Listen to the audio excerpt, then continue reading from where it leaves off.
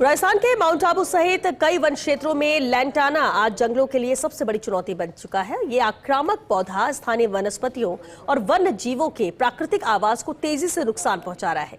लेकिन अगर इसी लैंटाना को जंगल से हटाकर फर्नीचर और हस्तशिल्प उत्पादों में बदला जाए तो ये पर्यावरण संरक्षण के साथ स्थानीय लोगों के लिए रोजगार का नया जरिया भी बन सकता है। ये खास रिपोर्ट देखिए। लैंटाना एक ऐसा पौधा जिसे भारत के सबसे खतरनाक आक्रामक पौधों में गिना जाता है। आम भाषा में इसे जंगल की खुजली भी कहा जाता है। यह तेजी से फैलकर जंगल की जमीन पर कब्जा कर लेता है और स्थानीय घास, औषधीय पौधों सहित छोटे वृक्षों के विकास को रोक देता है। इसका सीधा असर वन्य जीवों पर पड़ता है। हिरण, सांभर और नीलगाय जैसे शाकाहारी जीवों के लिए प्राकृतिक चारा कम हो जाता है, जिससे पूरा खाद्य तंत्र प्रभावित होता है। साथ ही घनी झाड़ियां जंगल में आग का खतरा बढ़ाने के साथ वन प्रबंधन को भी मुश्किल बना देती हैं। समस्या के भीतर समाधान भी छिपा। विशेषज्ञों के अनुसार लैंटाना की लकड़ी नुमा शाखाएं मजबूत, लचीली और टिकाऊ होती हैं।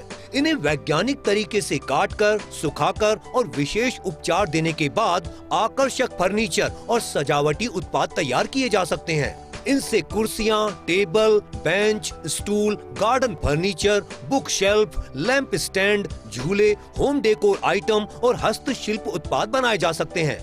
प्राकृतिक बनावट के कारण इनकी बाजार में अच्छी मांग भी है।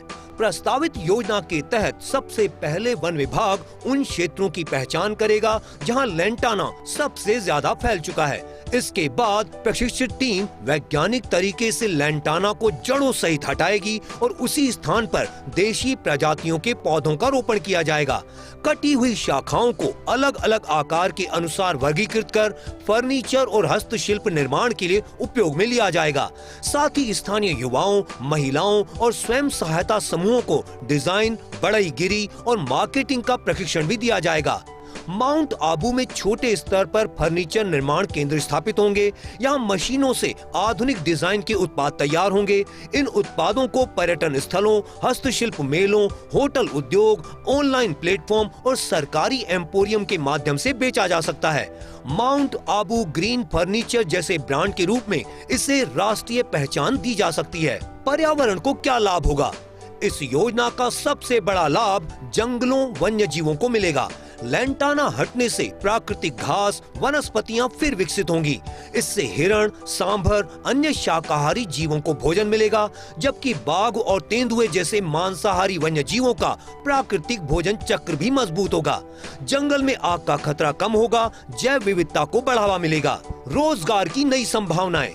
यह योजना ग्रामीण अर्थव्यवस्था को भी नई दिशा दे सकती है। लैंटाना हटाने से लेकर संग्रहण, परिवहन, बढ़ईगिरी, फर्नीचर निर्माण, पैकेजिंग, ऑनलाइन बिक्री और पर्यटन आधारित विपणन तक रोजगार के अवसर पैदा हो सकते हैं।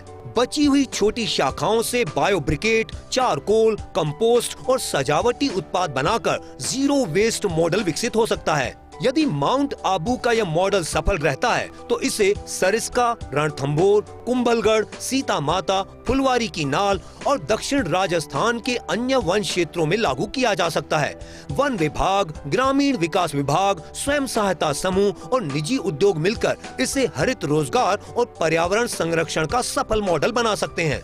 आज जिस लैंटाना को जंगलों की सबसे बड़ी समस्या माना जाता है, वही वैज्ञानिक सोच और बेहतर प्रबंधन के जरिए जंगलों की सुरक्षा, स्थानीय रोजगार और हरित अर्थव्यवस्था की नई पहचान बन सकता है।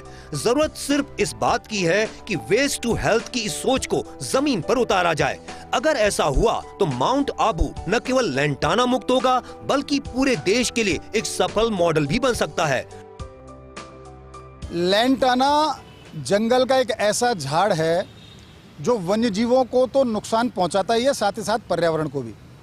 लेकिन अब वन विभाग CSR स्कीम के तहत माउंट आबू से एक ऐसी योजना शुरू करने जा रहा है जिसमें लैंटाना का उन्मूलन तो होगा ही, साथ साथ लैंटाना से फर्नीचर भी तैयार किया जा सकेगा। माना जा रहा है कि ये पायलट प्रोजेक्ट सफल रहा तो प्रदेश के अन्य जंगलों में भी इसको शुरू किया जा सकता है। कैमरा पर्सन नरेंद्र शर्मा के साथ Nirmal Tiwari, First India News, Jaipur.